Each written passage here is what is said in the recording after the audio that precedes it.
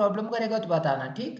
देखो क्वेश्चन क्या दिया यहाँ पे, लैंग्वेज क्वेश्चन है और एग्जाम में आया हुआ है ना, बस थोड़ा सा ध्यान देना। देखो क्या दिया है, सिद्ध कीजिए कि किसी स्वेच्छ मूल बिंदु, ठीक है, ओ मूल बिंदु को हम लोग यहाँ क्या नेम दिए हैं, ओ, ठीक है, के सापेक्ष राशियों x square plus y square plus z square तथा l x plus m y plus n z निश्चर है, जहां x y z l m n बल निकाय का अवयव है ना। देखो क्वेश्चन का मतलब क्या है, ध्यान दो। क्वेश्चन क्या बोलता है कि सिद्ध कीजिए कि स्वेच्छ मूल बिंदु, मूल बिंदु का कोऑर्डिनेट क्या होता है बताओ।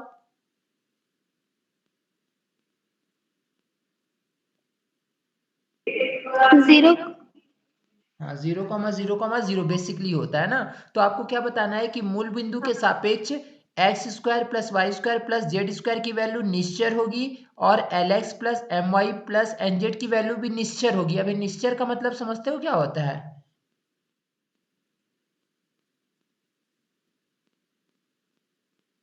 बताओ, निश्चर का मतलब समझते हो।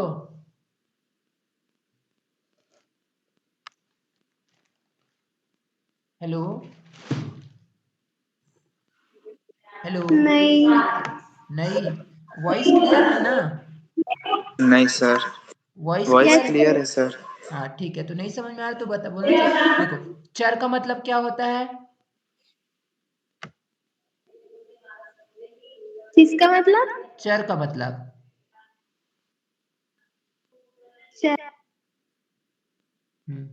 वेरिएबल जिसको इंग्लिश में बोलते हैं, हिंदी में हम लोग चर बोलते हैं ना। क्या होता है वेरिएबल का मतलब, कोई कांस्टेंट फलन। वेरिएबल, वेरिएबल कांस्टेंट नहीं बोल रहा हूँ, वेरिएबल बोल रहा हूँ। वेरिएबल का मतलब होता है जिसकी वैल्यू चेंज होती है ना, हाँ। यस ठीक सर। है। तो निश्चर क्या होगा, निश्चर मतलब जिसकी वैल्यू चेंज नहीं होती, मतलब कांस्टेंट। निश्चर को मतलब प्योर हिंदी है और इसी का मतलब होता है कांस्टेंट। देखो चर का मतलब होता है जिसकी वैल्यू चेंज होती है, तो निश्चर मतलब जिसकी वैल्यू चेंज नहीं होती है, ठीक है। अब क्लियर है। Yes sir. तो देखो क्वेश्चन में क्या दिया है कि मूल बिंदु के सापेक्ष अगर हम लोग कोई स्वेच्छ मूल बिंदु लेते हैं, मतलब खुद से कोई चुना हुआ मूल बिंदु लेते हैं ओ, तो इसके सापेक्ष जो वैल्यू है x square plus y square plus z square की और l x plus m y plus n z की वैल्यू क्या होगी, निश्चर होगी, मतलब क्या होगी, कांस्टेंट होगी। जहां x y z l m n ये सभी क्या है, बल निकाय के अवयव है ना, जानते हो। एक्स वाई जेड इसको हम लोग क्या बोलते हैं,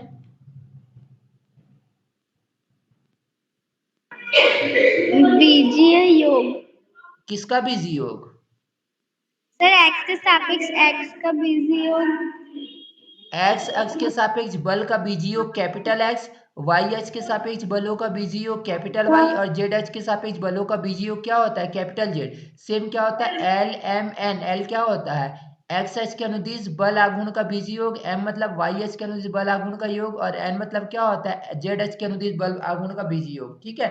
तो अब देखो हम लोग इसको प्रूव करते हैं। आपको बस इतना बताना है कि x square plus y square plus z square की वैल्यू कांस्टेंट होगी और l x plus m y plus n z की वैल्यू भी क्या होगी, कांस्टेंट होगी ना। तो देखो हम लोग स्टार्ट करते हैं।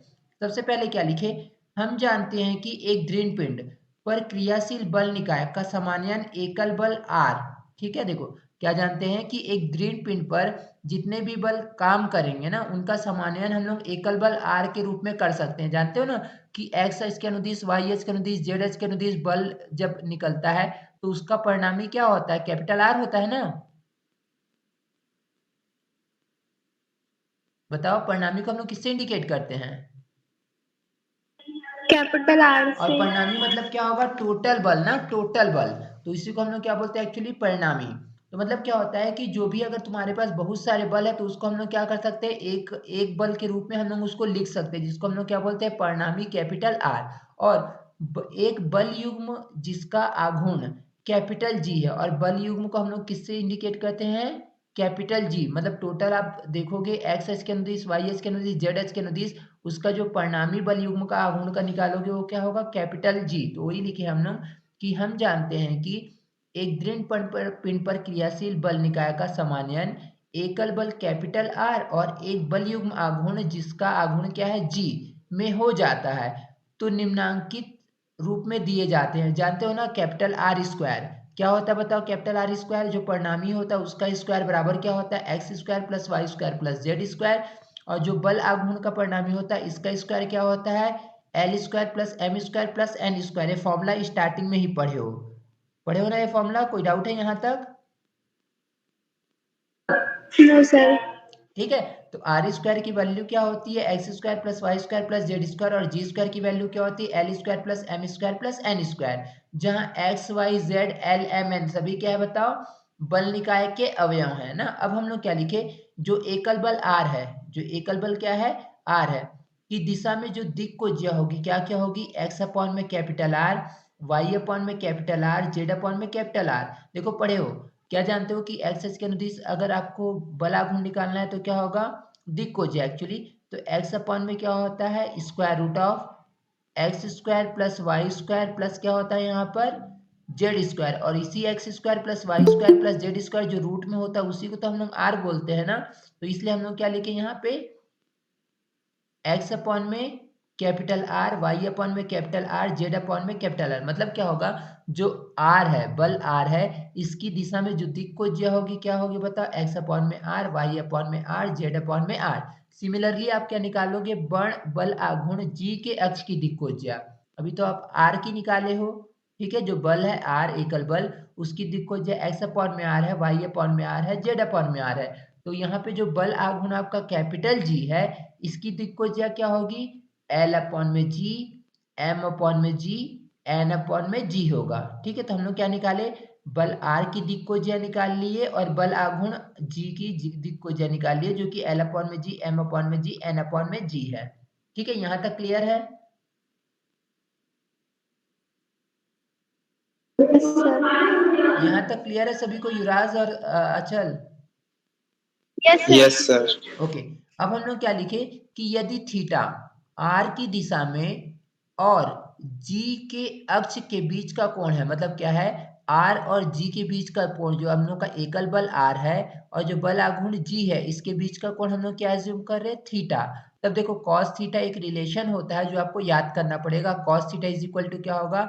एल अपॉन में capital G, capital X upon में कैपिटल आर इंटू में है ना, प्लस एम अपॉन में capital G into capital Y upon में capital R, plus n upon में capital G into capital Z upon में कैपिटल आर। ओके, तो then cos theta equal to, देखो इसको गुणा करोगे तो आपको क्या मिलेगा? एल एक्स अपॉन में जी आर, एम वाई अपॉन में जी आर, एन जेड अपॉन में जी आर। और इसका पूरा का एलसीएम कितना हो जाएगा बताओ? जी हाँ। जी आर। एलसीएम क्या हो जाएगा यहाँ पे? जी आर। यहाँ तक क्लियर है? जी आर। Yes sir. ठीक है, तो देखो यहाँ पे जब आप जी को यहाँ पे राइट में लेफ्ट में ट्रांसफर करोगे तो क्या मिलेगा? Capital G cos theta is equal to l x plus m y plus क्या मिलेगा? N z. N z upon में आर। कैपिटल आर ना। अब देखो इसका मतलब क्या होगा? L x plus m y plus n z upon में कैपिटल आर, इसी को हम लोग, इसी की वैल्यू क्या है? जी कॉस थीटा ना। बस आगे को पीछे लिख दिया, मतलब लेफ्ट को राइट और राइट को लेफ्ट में। और इसको हम लोग क्या एज्यूम कर लिए? के। कैपिटल के। जहां के जो होता है वो किसको बताता है बताओ? केंद्रीय अक्ष के सापेक्ष बल युग्म का आघूर्ण होता है ना। के को हम लोग क्या बोलते हैं? केंद्रीय अक्ष के सापेक्ष बल युग्म का आघूर्ण। ठीक है, ठीक है, यहाँ तक क्लियर है? Yes sir. ओके, हो गया सभी का screenshot? Yes sir. Yes sir. Okay, now अब देखो, अब हम लोग क्या लिखें? हम जानते हैं कि निकाय का जो केंद्रीय अक्ष होता है वो कैसा होता है? अद्वितीय होता है ना। अब अद्वितीय मतलब क्या होता है बताओ?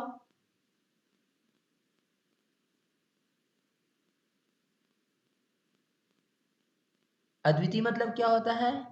लिखे ना कि हम जानते हैं कि बल निकाय का जो केंद्रीय अक्ष होता है वो अद्वितीय होता है। तो इस अद्वितीय का मतलब क्या होता है? सर जिसमें दो हल होता है। अच्छा, दो बल होता है तो उसको अद्वितीय बोलते हैं ना।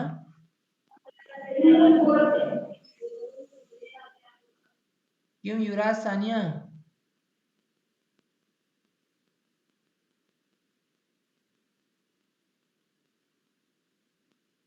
अद्वितीय का मतलब क्या होता है? यूनिक कभी सुने हो? Yes sir. हाँ, क्या होता है यूनिक मतलब? इतने बार बताया हूँ मैं तुम लोग को।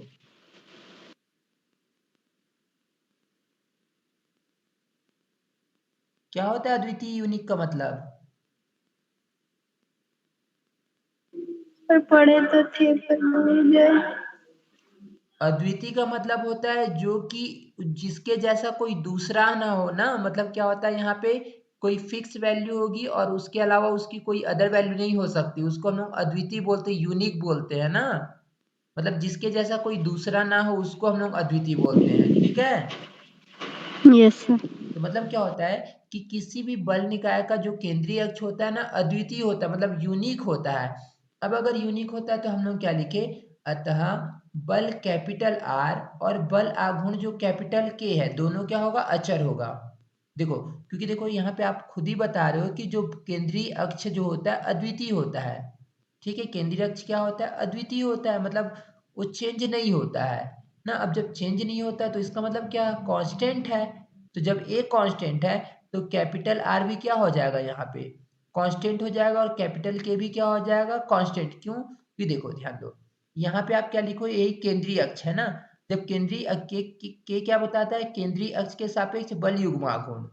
और यहाँ पे आप खुद ही बता रहे हो कि केंद्रीय अक्ष जो होता है अद्वितीय होता है, मतलब चेंज नहीं होता है। तो के भी क्या हो जाएगा आपका? अद्वितीय हो जाएगा और कैपिटल आर भी क्या हो जाएगा?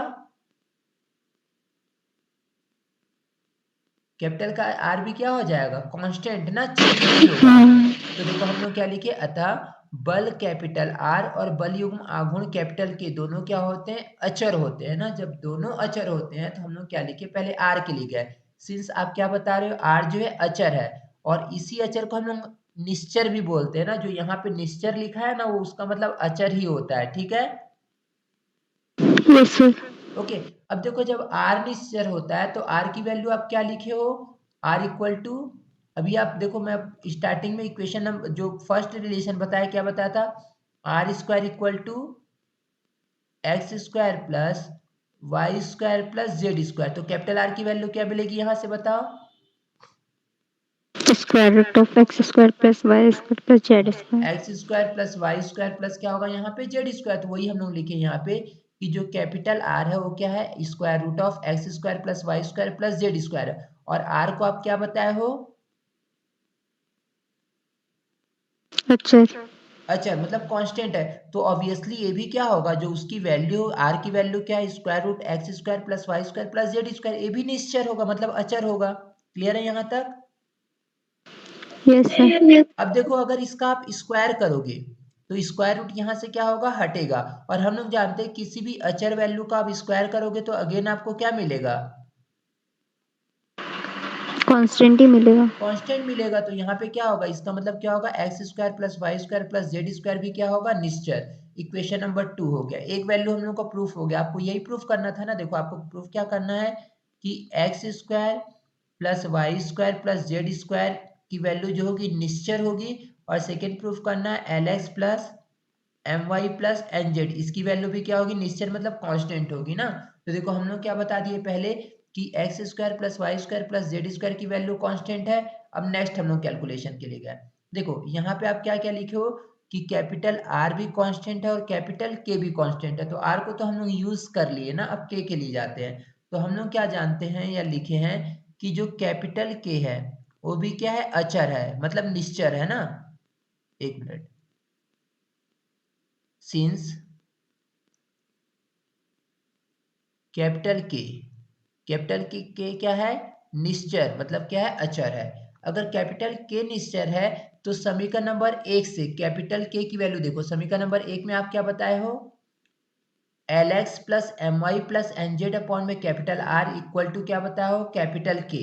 यही बताया हो ना? Yes sir. ठीक है। और के की वैल्यू के क्या है? यहाँ पे अचर है। तो ऑब्वियसली एल एक्स अपॉन में m y plus n z upon में आर की वैल्यू भी क्या होगी? निश्चर होगी। ठीक है। इसका मतलब क्या बता रहे हो कि l x plus m y plus n z upon में आर, इसकी वैल्यू क्या हो जाएगी? निश्चय। निश्चय। निश्चर ना, मतलब कांस्टेंट हो जाएगी। ओके। अब देखो आर पहले से क्या है बताओ? निश्चल। मतलब कांस्टेंट है। अब देखो यहाँ अपॉन में r है मतलब कांस्टेंट वैल्यू है, और कांस्टेंट वैल्यू का जब इसके साथ क्रॉस मल्टीप्लाई करोगे तो यहाँ भी कांस्टेंट वैल्यू है, और कांस्टेंट का कांस्टेंट से मल्टीप्लाई होगा तो क्या मिलेगा आपको?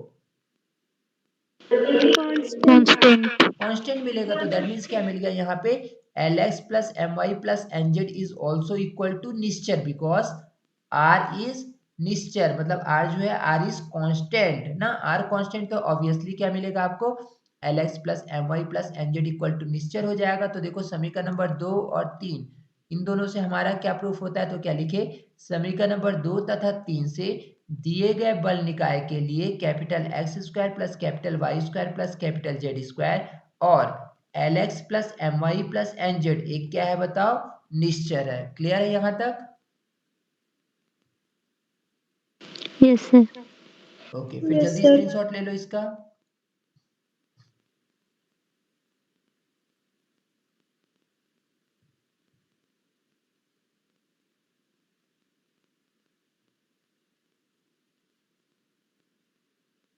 Yes sir.